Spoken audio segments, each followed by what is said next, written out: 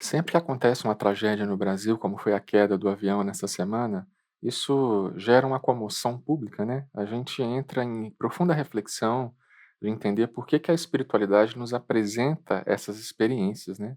Por que acontecem esses desencarnes coletivos, essas mortes por acidente? E eu trago um olhar aqui, dentre tantos outros, mas eu trago um olhar do espiritismo, né? Uma visão espírita sobre a morte por acidentes, especialmente aí baseada em informações de Chico Xavier. E o texto diz o seguinte: na morte por acidente não há enganos. Aquele era o momento do desencarne daquela pessoa. É, por exemplo, o caso daquele que perdeu o voo e o avião se acidentou. É igualmente o caso daquele que não iria embarcar na aeronave acidentada, mas por algum motivo embarcou. Em ambos os casos não houve engano algum. O espírito, ao desencarnar de forma traumática ou mesmo após uma doença, frequentemente fica desacordado, passando por um período de transição e de recuperação. É levado para os hospitais do plano espiritual. Ali, ele fica em tratamento, se recuperando.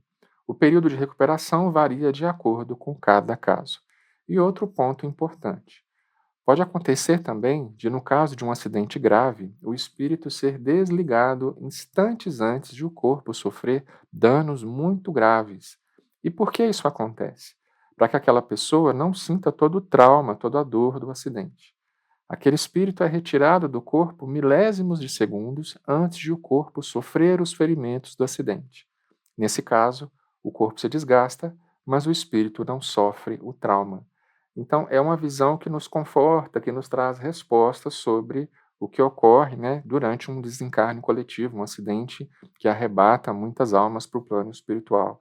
É importante agora para as famílias, né, que elas tenham fé, essas famílias que estão enlutadas nesse momento, e que se conectem com o divino da maneira como elas percebem esse divino, né, exercendo esse divino dentro de uma doutrina ou fora dela, e para que tenham conforto para atravessar esse momento, tendo a certeza de que a morte não é o fim, né, não é uma linha de chegada.